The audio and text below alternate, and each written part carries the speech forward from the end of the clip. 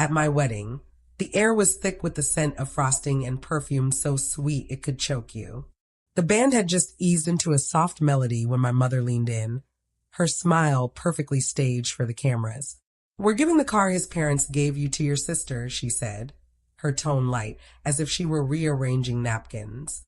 My sister, Emily, laughed beside her, sequins glinting like tiny mirrors. "Relax, Anna," she said. "It's just a car." The guests didn't notice, but my stomach plummeted, cold and final. My groom, James, didn't flinch. His face was calm, unreadable. That look shifted everything. Weddings, they say, reveal who truly loves you. Mine showed me who never did. I grew up in a house where fairness was a bedtime story, never a reality. My mother, Margaret, craved order, the kind that kept her flawless and me silent. My father, William, believed silence could fix anything. And Emily, my younger sister, was the delicate one, the world bending to her whims. I was the hinge that made it all work. When we were kids, Emily got the bigger room because she feared the dark. When she crashed her first car, Mom blamed the weather. I worked double shifts to buy mine, and Mom called it character building. Emily was the reason, I was the resource. That pattern shaped me, always giving, always explaining. By 29, I had carved out a life beyond their script. As an interior designer, I was precise, independent, the kind of woman who paid her own bills and never borrowed dresses. Meeting James was like stepping into sunlight that didn't burn. His family believed in boundaries, in respect. They weren't wealthy, but their generosity cost nothing. Listening, trusting, giving space. At our rehearsal dinner, his parents handed me a small silver key in an envelope. "You built this together," his father said. "Here's something to move you forward." It was a used car, clean, reliable, titled in my name. It wasn't about the car. It was about trust, partnership, a gift worth protecting. That night, I caught Mom's expression, tight, polite, already scheming. She smiled at James's parents, saying, "How thoughtful," but her eyes flicked to Emily like a reflex. I should have seen the warning. The morning of the wedding, Mom fussed over my hair, her voice syrupy. "You've always been so generous, Anna," she said, smoothing my veil. "Don't lose that." Her perfume filled the room, sweet, heavy, suffocating. I smiled, pretending not to hear the subtext, but I knew. Some gifts aren't meant to be shared. The reception felt like a movie played too loud. Laughter, clinking glasses, endless polite smiles. James's hand rested on my back as we swayed through our first dance. For a moment, it felt safe, like the world might behave. Then Mom glided through the crowd, her pageant smile locked in place, perfume trailing behind. She stopped beside us and spoke just loud enough for nearby tables to hear. "We're passing the car his parents gave you to your sister." The room blurred. Someone laughed at another table. The band singer hit a note that felt like a siren. Emily appeared, glowing under fairy lights, her sequin scattering shards of light. "Relax," she said, her shrug playful. "It's just a car." It was never about the car. It was about everything taken and repackaged as kindness. I looked at Mom's composed, benevolent face, waiting for me to perform gratitude. "You and James can manage with one," she added. "You've always been so practical." A guest snapped a photo, capturing her hand on my arm, her smile wide. No one would see her fingers tighten. I didn't respond. James's thumb brushed my wrist. A quiet question. "Are you okay?" I inhaled glass, frosting, and the bitter taste of obedience. Dad drifted over, drawn by Mom's tone. "What's going on?" he asked, eyes flicking between us. "Nothing serious," Mom said quickly. "Just helping Emily out. She's had awful luck with cars." Emily laughed, soft and rehearsed. "It's fine, Mom. Anna doesn't mind sharing." Sharing? The word landed like a bruise. I thought of the nights I fixed Emily's resume, the dress she borrowed and lost, the endless apologies I made for her. All those small surrenders, dressed as love. I smiled, small, calm, dangerous. "You're right," I said. "I don't mind sharing." Mom relaxed, mistaking my words for surrender. James didn't. His hand found mine, steady, certain. The fairy lights flickered. A camera flashed. The air felt tight, like the moment before a storm breaks. I leaned closer to James and whispered, "It's starting again." He looked at me, not surprised, just ready. In that silence, I realized they didn't come to celebrate me. They came to test how much of me was still theirs. After the cake was cut and the music softened, the room emptied into laughter and wine. I smiled through photos, accepted congratulations that tasted like dust, and counted the minutes until I could breathe. When the last guest left for the parking lot, James and I slipped out a side door into a quiet hallway. He leaned against the wall, unbuttoning his collar. "Do you want me to say something to them?" "No," I said, my voice steady. "We already did." He frowned, then understood. Months ago, over takeout, we had half joked about Mom's habit of turning my possessions into family property. It wasn't new, it was inherited. So I decided to stop being inheritable. 2 weeks before the wedding, a co-worker, a paralegal, helped me draft a notarized declaration. Every gift in my name was legally protected, not to be transferred or sold without my written consent. I signed it in blue ink. So did James. My co-worker's words echoed. "You're not being paranoid. You're being prepared." In the hallway, James took my hand. "You knew this might happen." "I hoped it wouldn't," I said. But I didn't want to bleed without a bandage. We stood there listening to muffled laughter from the banquet room. It sounded distant, hollow, like something ending. I thought of Mom's face, her delight in control disguised as generosity. She had trained me to play the gracious daughter. I had learned it so well that no one saw the calculations behind my smile. James's phone buzzed. A text from a guest. "Your sister's already posting about the car." He showed me the screen. There was Emily, posing beside the car in our garage, captioned, "Finally got a ride that fits me." I laughed dry and low. She couldn't even wait until morning. James met my eyes. "So what do we do now?" I touched the thick envelope in my clutch. "Now, we let them open their own trap." He exhaled, a quiet pride in his voice. "Then let's finish the party." We straightened our clothes, fixed our smiles, and walked back to the music. My heart was steady. The storm had shifted direction. The band played a soft, romantic tune, something meant to fill silence. The room glowed gold again, but the air had changed. Conversations thinned. Eyes darted away and back. Mom stood near the cake table, laughing too loudly, a queen on her stage.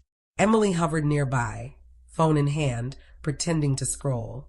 When she saw us, Mom brightened. "There they are," she called, as if we'd been on our honeymoon already. "Everyone's asking where the bride went." I smiled, handling a few final details. She didn't hear the weight in my words, or maybe she did and thought she could outplay me. "Good," she said. "We're wrapping up soon. Emily needs a ride home anyway." James stepped forward just a little. "She has one now, doesn't she?" His voice was light, polite, surgical. Mom blinked. "What? The car?" I said. Emily tensed, eyes flicking between us. "Oh, come on, Anna. Don't make this weird. It's just a car." I finished for her, I heard. Dad wandered closer, trying to keep the peace. "Can we not do this here?" I turned to him, calm. "Here's the thing, Dad. This is where she did it, publicly." The band faltered, then kept playing. A few guests turned their heads, the scent of champagne turning sharp. Mom's smile stiffened. "Anna, sweetheart, you're overreacting. It was a misunderstanding." James held out the envelope. "You might want to read this before you finish that sentence." Her hand hesitated, then took it. She glanced at Emily, then at me, and unfolded the paper. The rustle cut through the music. Emily leaned in to read over her shoulder. Confusion, then recognition, then color draining from their faces. Mom tried to laugh. "What is this?" "A notarized declaration." "Executed 2 weeks ago," I said. "It states that all wedding gifts titled in my name can't be transferred, sold, or gifted without my written consent. Any attempt triggers a legal review and forfeits future inheritance from James's side." The words landed like a stone in still water. Conversation stopped.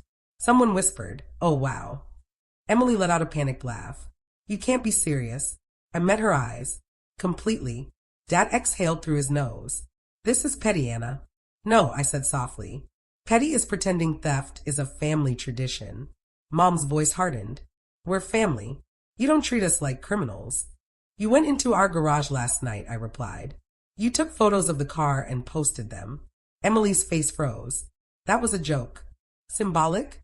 Symbolic of what exactly? James asked quietly. Her lips parted. No answer. I turned to Mom. This isn't about the car. It's about the pattern. You call it love when you take what's mine and tell me I'm good for giving. You're being dramatic, she snapped. Maybe, I said. But this time, the drama has witnesses. A ripple passed through the guests. Phones half raised, half hidden. Someone's aunt-mouthed drama behind her champagne flute. Emily's voice cracked. You'd really embarrass the family like this? I'm not embarrassing anyone, I said. I'm ending the script. James took my hand, grounding me. His tone was even. Mrs. Harper, keep that paper. It's legal documentation. Mom stared at him, betrayed. You encouraged this. No, he said. She didn't need encouragement, just respect. Emily's face reddened. You married up, didn't you? Think you're better than us now. James didn't answer. I did. No. Boundaried. Absolutely.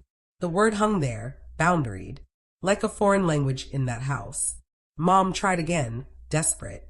We raised you to be kind. You raised me to give, I said. You taught her to take. That was the fracture, the sentence that split the air. The band stopped. The fairy lights seemed to flicker.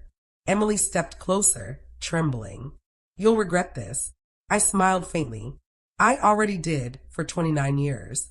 For the first time, Mom's composure cracked. Her voice wavered. Anna, please don't do this in front of everyone. Then you shouldn't have done it to me in front of everyone. She opened her mouth, but no words came.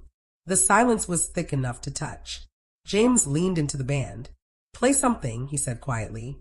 The drummer lifted his sticks, uncertain. The singer looked at me. I nodded. Music rose, soft, defiant, a heartbeat. James pulled me to the dance floor. The guests parted like we were royalty, or a bomb. As we moved, I caught reflections in the mirrors. Mom's face pale, Emily's mascara smudged, Dad staring at the floor. The envelope sat among empty glasses. James whispered, breathe. I am, I said. And for once, it was true. When the song ended, I turned to my parents, still frozen near the cake. Help isn't theft, I said evenly. And love isn't access. I placed my empty champagne flute beside the envelope and walked away with James through a sea of quiet stares. Behind us, there was no applause, just whispers like wind through a cracked door. Outside, under the string lights, I exhaled years of weight. James slipped his arm around me. You okay? I nodded. I think I just stopped apologizing. He smiled. About time. We stepped into the night, the music humming behind the doors. Somewhere inside, the smile my mother wore my whole life finally fell. The drive home was quiet, the kind that felt earned. City lights blurred past, soft and distant. I rolled the window down, letting the wind tug my veil until it drifted into the night. James laughed under his breath. You just threw away your movie moment. Good, I said. I don't want one. We drove in silence, hand in hand, the car they tried to steal humming beneath us. Every mile felt like distance from an old wound. At home, the kitchen smelled of morning coffee we hadn't finished. I slipped off my shoes, the tile cool under my feet. My phone buzzed on the counter. Mom. Emily. Unknown numbers. I turned it face down. Outside, crickets filled the air. The silence didn't ache. It settled. James wrapped his arms around me. Still want that honeymoon drive? I smiled. Let's take the car. A week later, I stood in our kitchen, sunlight spilling across the floor. The same house, the same car in the driveway, but I felt rewired. On the fridge was one photo. The moment Mom's smile cracked as I held the envelope. I used to think it looked harsh. Now it looked honest. Freedom doesn't roar. It whispers. It's the sound of a phone that doesn't ring, of doors locked without guilt. People say families fall apart over pride or money. Maybe. But sometimes they fall apart because one person stops pretending. I looked at the photo and whispered, boundaries don't destroy families. They define them. If you've ever drawn a line with someone who called it love, you're not alone. You don't owe anyone your peace.